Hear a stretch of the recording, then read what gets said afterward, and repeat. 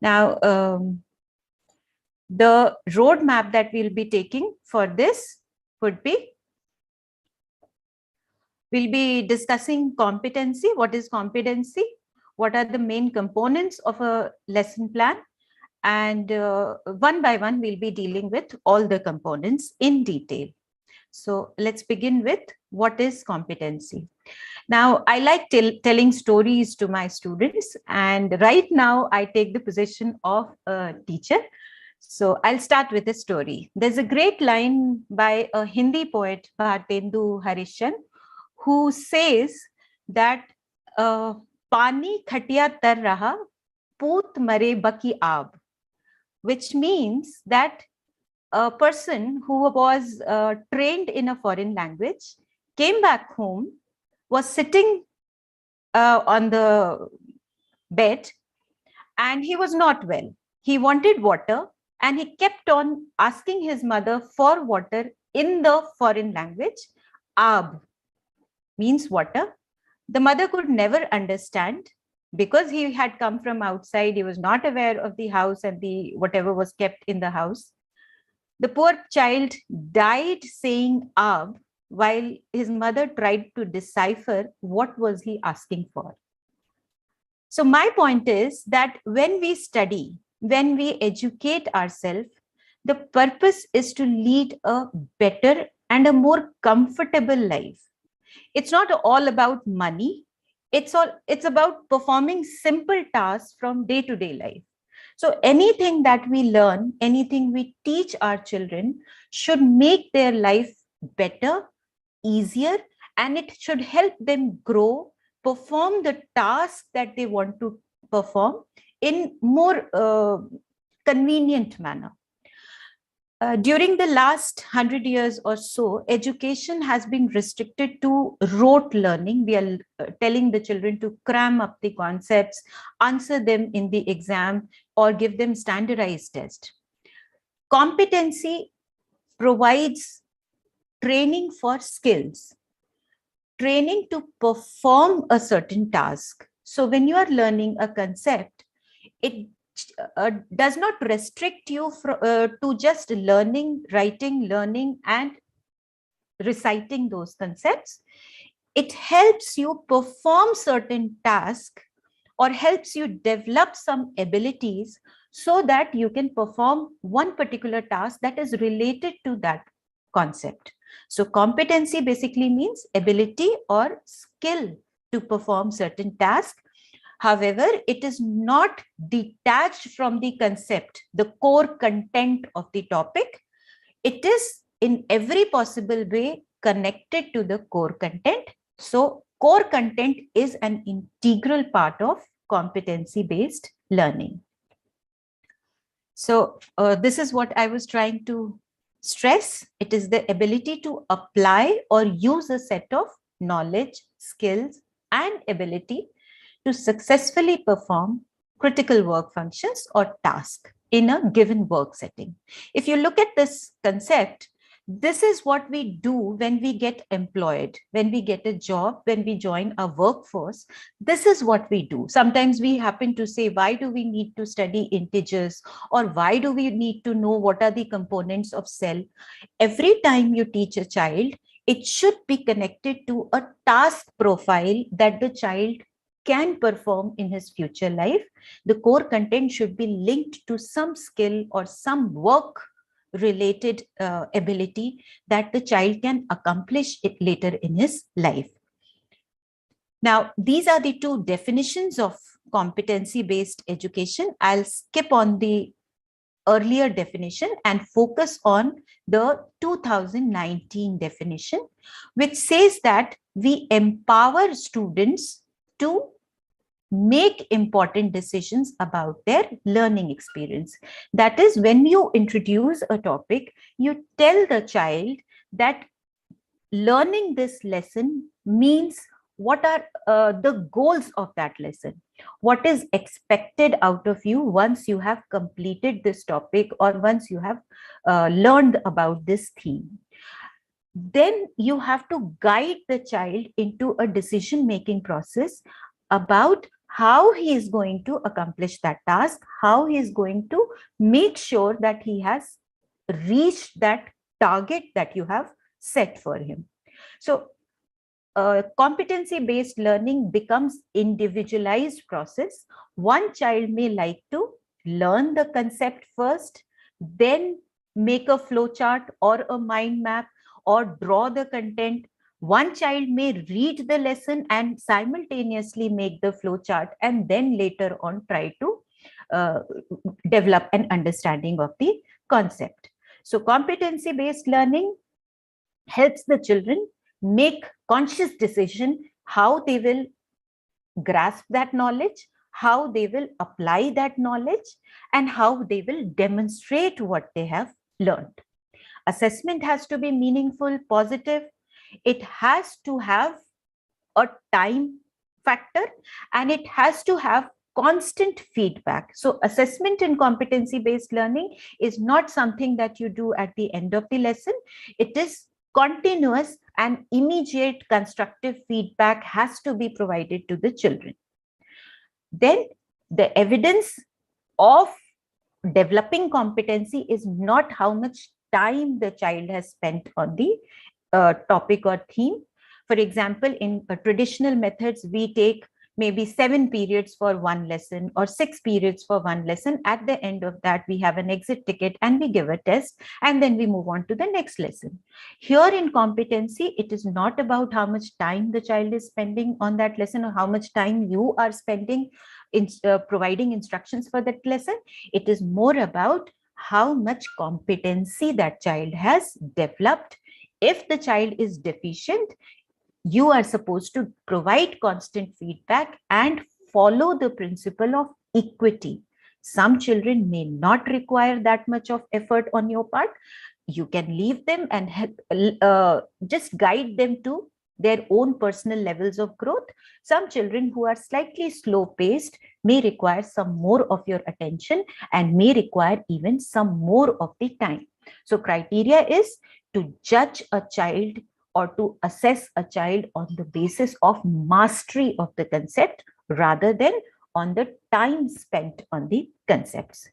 Pathways can be different, again, which I already have spoken about, and the concept should be transferable, which means, first of all, there should be scaffolding. What the child knows from before, that should be brought into the competency that you are covering right now, one. And second, the topic that you are covering, at the end of it, the child should be able to apply those concepts in unrelated fields. So it should develop a lateral thinking as well. So competency, once it is mastered, it should be the ideal situation should be that the child is able to develop and practice, apply that competency in any of the unrelated field. For example, if you are teaching the concept of transparency, translucency, and opacity to a child, it should not be restricted to non-living things, or it should not be restricted to the things that you have shown in class or the examples that are given in the book. The child should be able to apply it everywhere when he's moving around in its surroundings. So that is one very important thing. Okay. Now, why we are stressing on competency-based education? Because NEP also calls for competency-based education. We have been told to develop skills that can help the child apply that knowledge in different fields, be innovative, develop creative skills, critical thinking skills, and there should be more tendency to analyze and apply the concepts that he has learned. Now, when we are talking about competency, these are the 7 competencies that we focus on: communication, creative thinking, critical thinking, positive personal and cultural identity, personal awareness and responsibility, social responsibility. So one must be able to think beyond oneself. One must be connected to one's cultural and social roots, and one must realize what are the responsibilities of a person with relation to his society or his family. So all these concepts should be integrated in your lesson plan. These are the concepts that I have, these are the competency that I have considered while creating the assessment part of the lesson plan. So the rubric should be such, designed in a way that it should be able to assess all these 7 competencies, no matter what theme or topic we are talking about. So, for example, if you're talking about communication, there can be a group discussion. There can be a think, pair, share, where 2 children totally from different parts of the class, generally children who are compatible, who are good with each other, friendly with each other, tend to sit together. So take one child from one end of the class, other child from the other diagonal end of the class, make them practice the work together, think about the topic and talk it out. You don't need to listen on it, but you need to let the children exchange ideas. And of course, any project you are giving, teamwork is what matters. In standardized test, it is individual effort, which never happens while we are working. In working, interpersonal relationships, teamwork is what we practice and what is expected out of us. So competency-based education promotes interpersonal relationships and teamwork. For personal awareness and social responsibility, we are supposed to encourage child to bring ideas from their background, from the kind of family they live in, from the kind of occupational. For example, if a child belongs to an agricultural family or to a business family of a particular kind, the child may bring some ideas which even we may not be aware of. So connecting education to local languages, local cultures, and family background makes the child more connected with the learning process. It becomes more integrated and helps in deeper learning, development of concepts, which the child may not forget ever, because you have connected it to what the language he is thinking in or the background he is living in. Okay, so salient features, first of all, equity. Equity means providing the child what he or she needs, not providing a uniform or equal treatment, equal instruction strategies for all, but modifying your instructional strategy based on what the child needs. Now, this is a very difficult concept to follow for us teacher. We feel in a class of 40, how are we going to decide which child needs what? Honestly, in a class of 40, I am in KV, I sometimes teach a class of 50 as well. It takes a month to get to know a child. I usually don't remember the names, but by face, I know which child has what kind of deficiencies in his or her learning, whether the problem is writing, whether the problem is, sometimes it's not, it's basic reading competency is also not there. So all you need to do is give the children who are advanced in learning some task as per their level, and then you can ignore them for a while, because you know that they will be stuck on that challenging task for a while. And meanwhile, you can focus on the weaker children or who have some deficiency of in the learning process. So differentiated support must be given, and your focus should be on that every child should be able to attain at least certain level of competency in the theme that you are handling at the moment.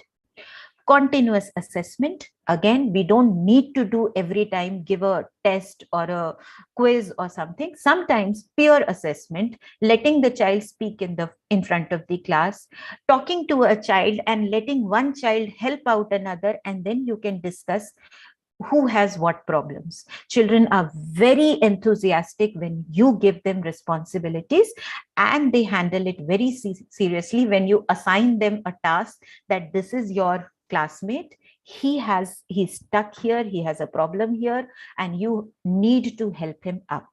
So assessment should be continuous, and you don't have to do everything. Take help from your biggest supporters, your children, your students. Involve them in the teaching, learning, and assessment process, and that is going to take the load off you. So assessment should be meaningful. Assessment should be immediately provided by a constructive feedback. It should help the child advance his learning rather than put a stop on his learning, rather than tell him you were not able to accomplish this. This is difficult for you, too difficult for you, or it's too challenging, you cannot do it. Rather than that, instead of giving a grade or assigning him to a level, give him a constructive feedback that maybe if you do it this way, you'll be able to advance your learning, you'll be able to do better. Or have a look on the child sitting next to you. Can you think of trying it this way? So there are different pathways. Children are at different levels of learning, especially post-corona, post-lockdown. There are children who are totally lacking in the concepts, and there are children who are much advanced, even beyond the grade level that they are in. And of course, CBE ensures that that learning should be transferable. When I say transferable, the concept that one has learned in one lesson of science should be applicable, the child should be able to apply them in another lesson of science, maybe another lesson of social science or math or even languages. So the concept should be transferable. The learning should be acquired in a way, should be so deep ingrained that it can be applied anywhere. With this, we come to the end of the introduction part. Now, let's see the components that we want in the lesson plan.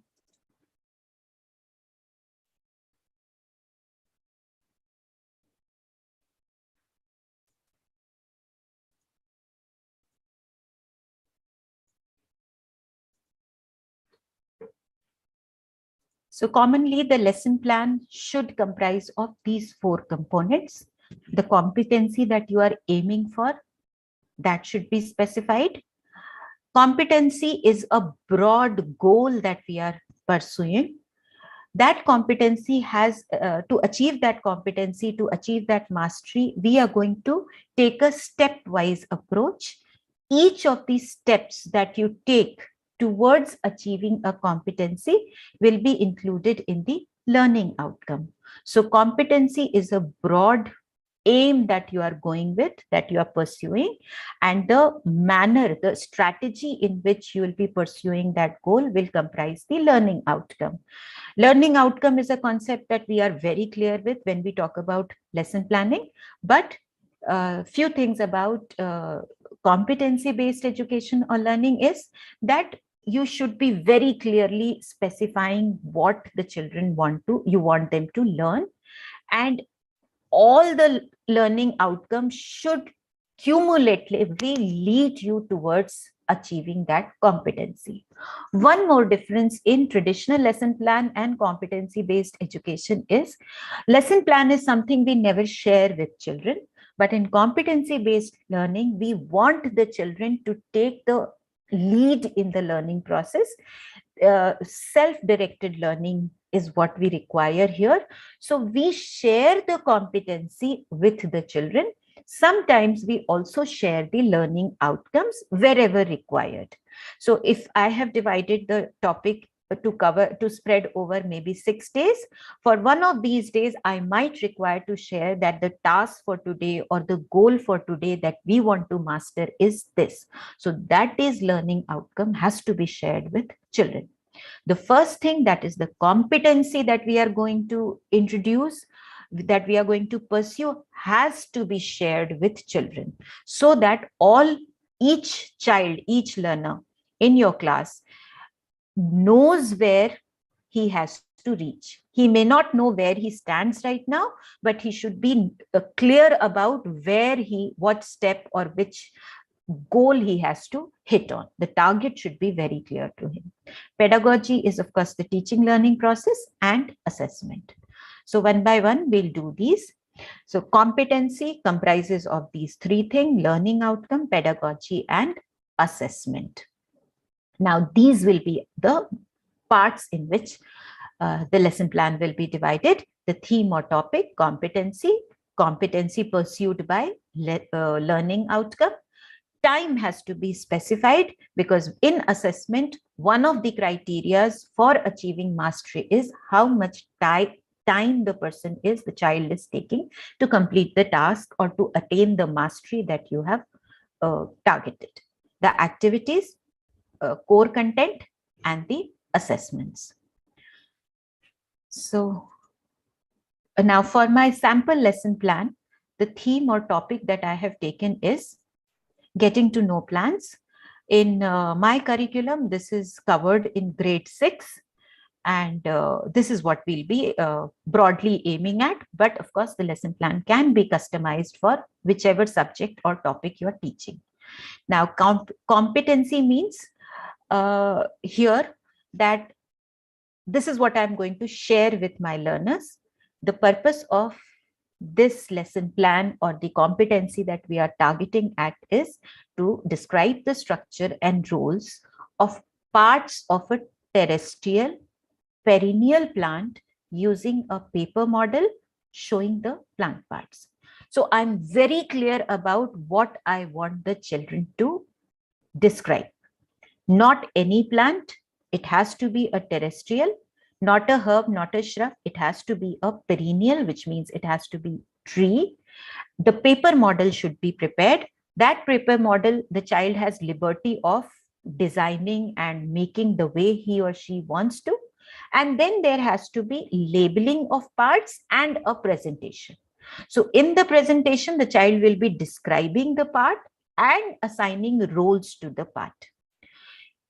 So this is the entire process based on the core content of the lesson, that is getting to know the plants.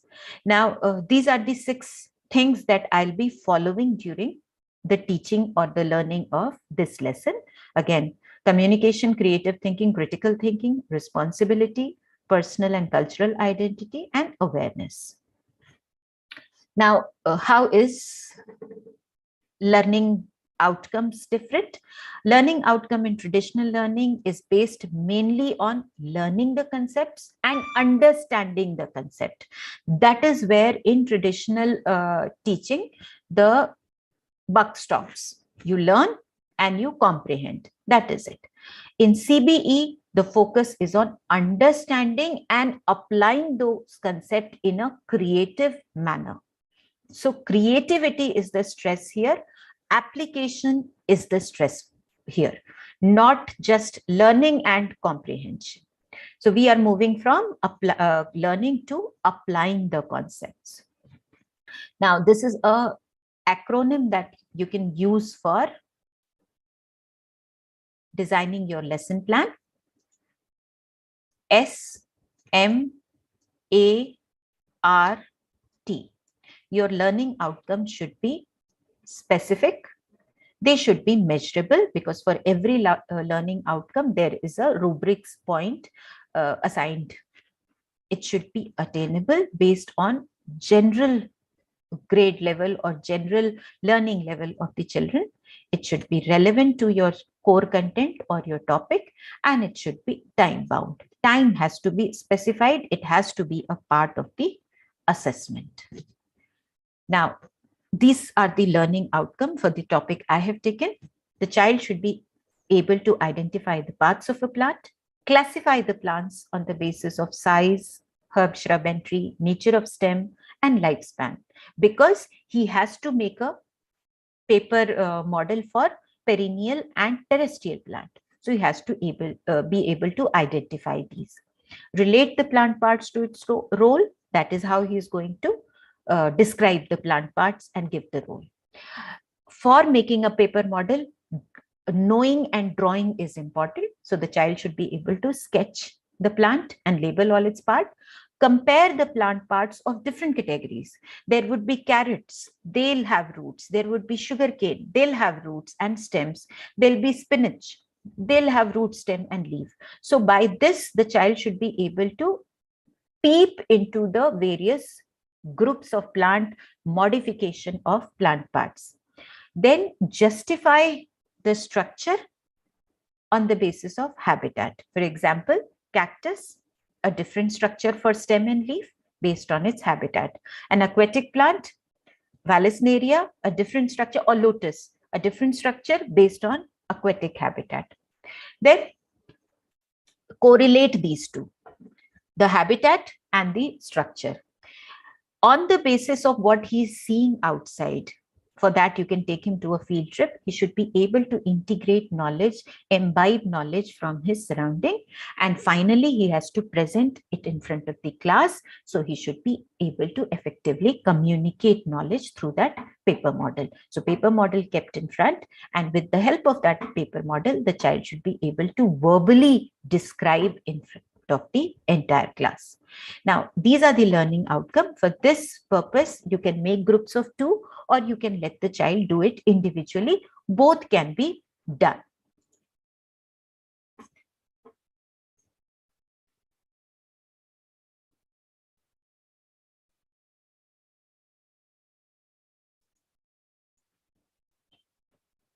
Okay. Now, this is the core content, which is the gist of the topic that I'll be covering. This we all know about, so I'll just skip this part and we'll come to the activities. Now, the activities should be so designed that they should help the child achieve the learning outcomes. In grade 6, most of the children are already aware of the basic plant parts. They may not be aware of detailed structure, the anatomy of the parts, but the basic plant parts they are already aware. So you can start with an activity or a worksheet that will help them identify or recap that knowledge. Besides that, we can have field trips and picture puzzles to engage the children, to motivate them, or use it as an icebreaker as well. So these are some of the worksheets, very simple ones, which can help the child recap or get into the grid of what he's going to learn in this lesson. Then there are various games online as well as in form of worksheets that will help him develop the vocabulary. On the basis of need of the child, some words can be advanced level and some words can be total basics, so that all children are able to attempt at least some questions. That way we'll be able to gauge the level of even the slowest of the learners in our class. So we can make these flashcards or vocabulary cards and help children identify, or we can create these puzzles that can help children. You can assess the vocabulary of the children, current vocabulary level of the children.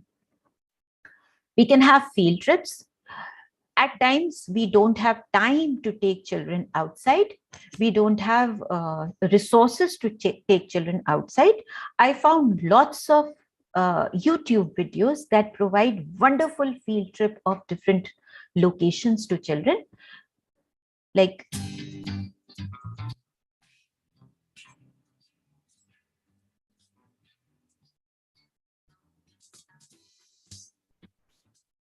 these are virtual field trip videos that can be introduced to the children. So these videos are generally 3 to 4 minutes, and they can even be 11 to 12 minutes. So we can easily spend time on these videos.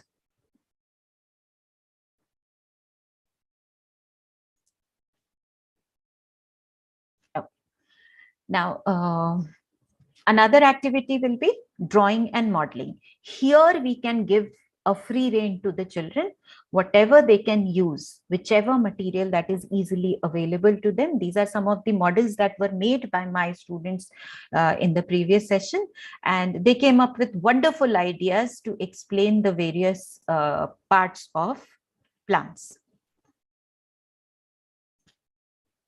This would be the final activity for which we are preparing the background. Besides this, a short reading of the lesson, a silent reading or a loud reading can also be practiced for core content. There are wonderful audio files and podcasts that help the children listen to the lessons. So even if the child is, you don't have time to introduce the core content in the classroom, that can be given as an asynchronous activity. Now, with this, we come to the end of the activities, the assessments. Now, assessments are of three types: for, as, of. That is assessment for learning, assessment as learning, and assessment of learning. So assessment for learning is when you encourage the learning process, when you motivate the learning process through certain assessments. So there is peer discussion, of which you can be an audience. The think, pair, share can be modified to enable children to talk to the child right behind them. Most of the time in the process of disciplining children, we told them not to talk amongst themselves. But CPE is all about team effort. It is about personal connections. It is about communication. So for a certain period, we encourage children to talk to the children sitting next to him or behind him and discuss the topic, and then come up with what they have finally concluded. Quick quizzes, brainstorming, and peer assessment.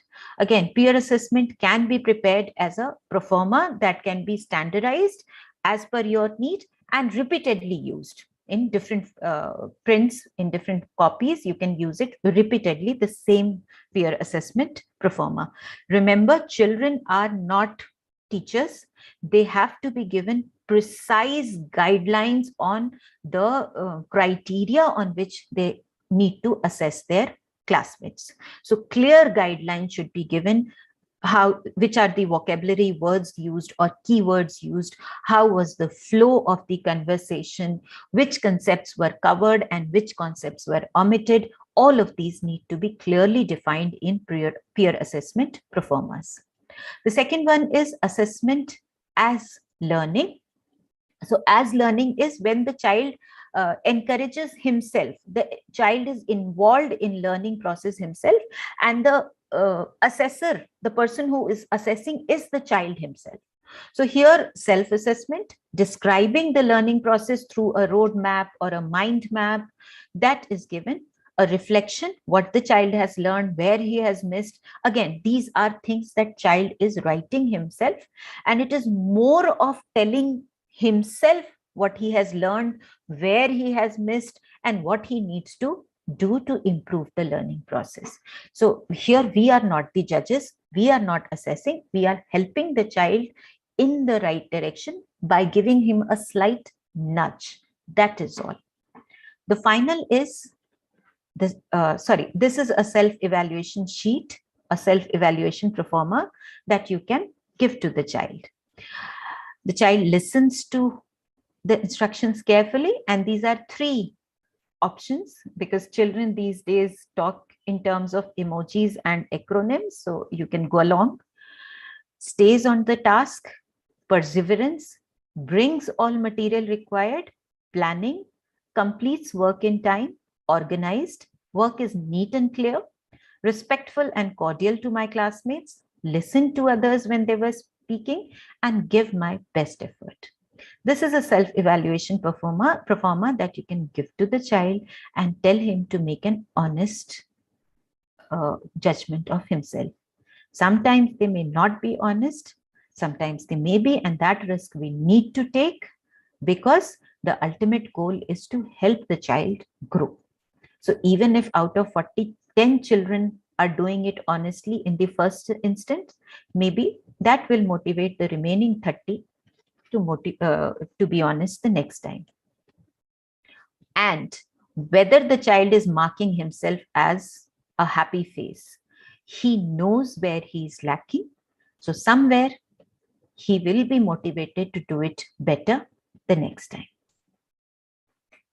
Now, assessment of learning. This is our final step where the child is going to demonstrate the paper model, speak about it, describe the whatever his learning is in detail.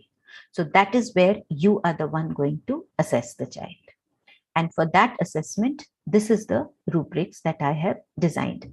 I have not put the theme or topic related things here because this is a general rubric that can be used for all subjects and all topics.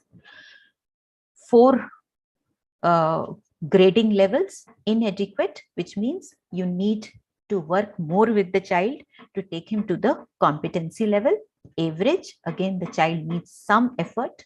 Competent, which is acceptable, and exemplar, extraordinary. So you are grading him on technique or concept. That is, when I'm saying technique or concept, that is not the core content, not the subject knowledge, but the learning process.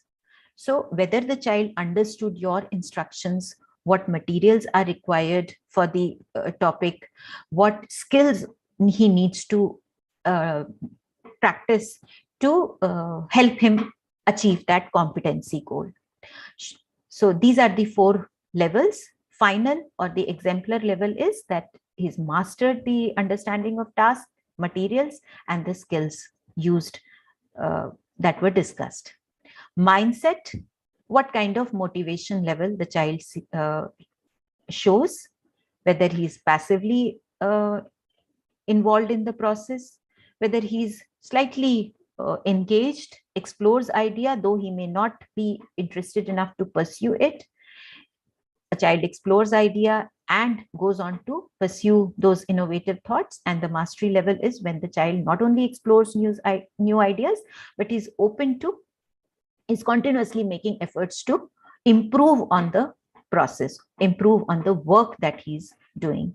Reflection, how he's assessing or is aware of what he's doing. Final stages, when he understands what he's doing, he's organized, he's mentally equipped to follow through his plans. Understanding, here we are talking about the core content. The learning gaps are there, or not only there are no gaps, but the child is able to correlate concept. For example, if I'm talking about plant parts, the child is correlate the plant parts to their roles, and even talk about the modified part, where the root may not just be involved in anchoring or absorbing water. It may be edible, it may be storing food, or it may be helping in respiration. So those are advanced knowledge that the child is pursuing. And final exemplar stage, when he is able to connect that with the personal and cultural context, where he came across that plant, or where he has seen some similar plant being used for some other purpose.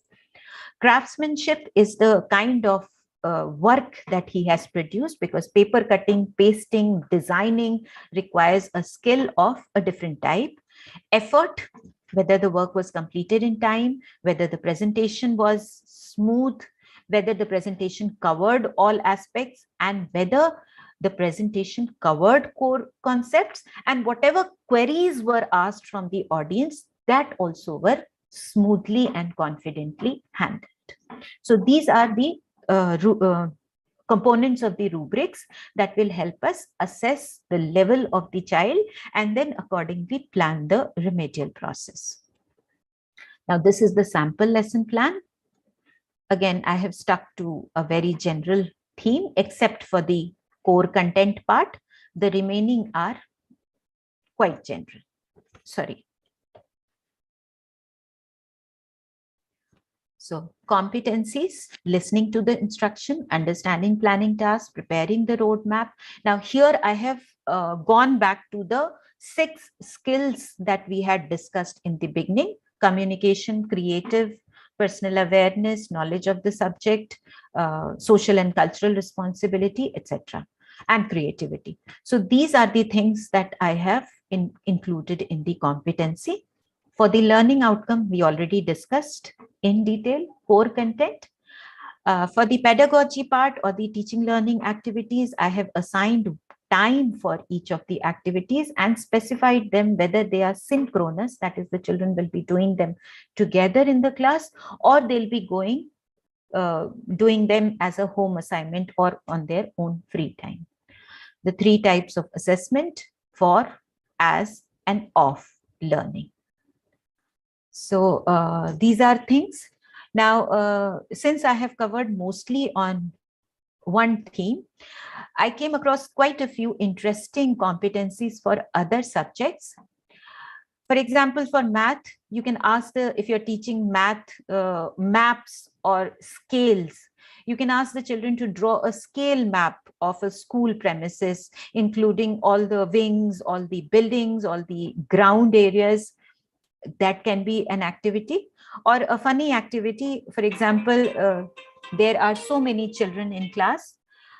What sphere or what ball, what would be the volume of a ball that can accommodate all the children? So here the child will have to measure the volume of all his classmates or calculate the volume of all his classmates and apply that knowledge in creating or at least modeling a balloon where everybody can fit in. For English, debates can be organized. And since in debates here, you are focusing on the grammar, the communication skills, instead of giving them some serious topic, you can give them some very funny topic like whether French fries taste better with ketchup or with chutney or something like that. So you can even ask your children to something that is controversial from their viewpoint, and you can come up with that. For social, you can give them an imaginary situation where the earth stops rotating or revolving around the sun, and ask them what will happen. But here you have to be very precise. You have to tell them how will it affect the day and night, how will it affect the weather and climate, how will it affect the flora and fauna, and how will it affect human life. So wherever you are designing a competency, you have to be very precise and give them learning goals that are measurable for you. That for them, it is very clear roadmap, and for you, it is very clearly measurable. And of course, it should be relevant to what competency you are targeting on. So if you are targeting on communication, language, grammar skills, your focus should be on that rather than giving them some serious topic like, I don't know, some social serious topic, social issues like whether dowry law is good or whether Indian government is, democracy is an effective form of government, not something serious, something very simple. So that is all, I think, from my side. If anyone needs to ask something. Ma'am, just one question. What is competency? Can you please explain it again? Okay, competency is some skill or ability that you need to perform a particular task. For example, if you are told to make a table, a carpentry table, you should know measurements, you should know cutting the wood, you should know which wood to be used and for what purpose, you should know the paint and the polish. So these are the things that you should know, you should be aware of to make a table. So competency is the set of skills or knowledge that are required for performing a certain task.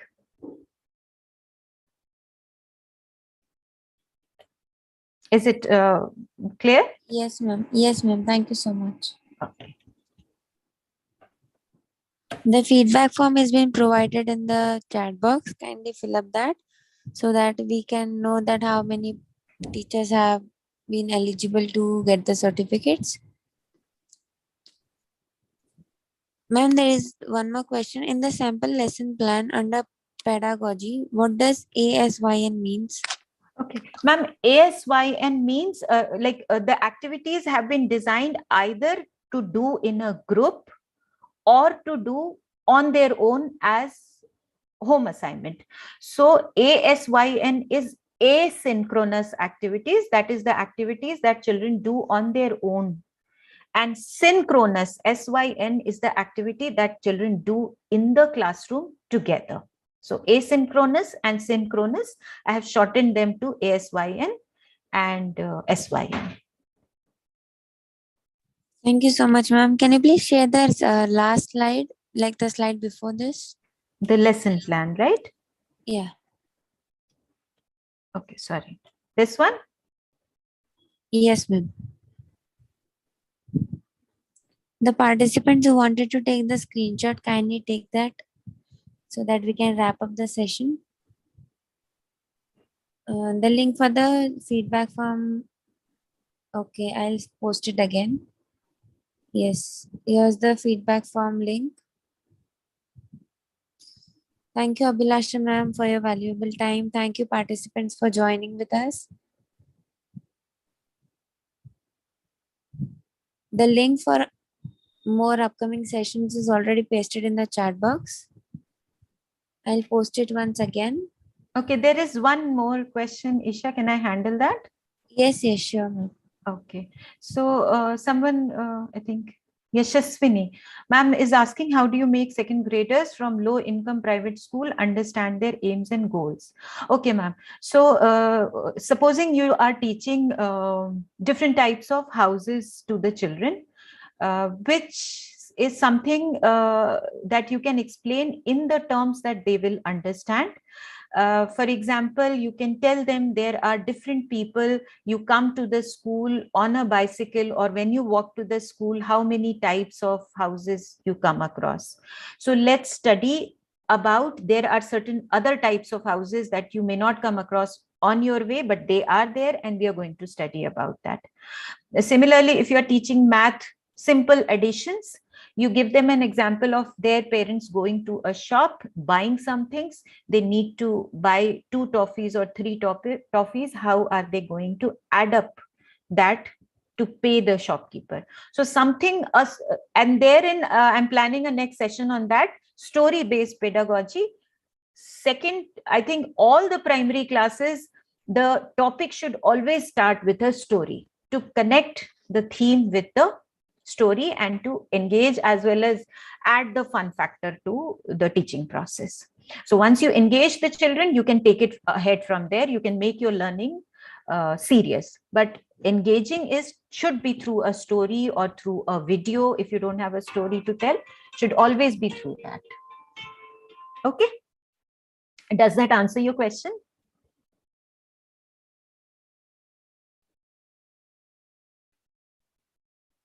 Okay, ma'am. Isha, I think that is done. Okay, ma'am. Thank you so much. Thank you. Thank you, every participants, for joining. Thank you so much, everyone. Thank you for taking out time.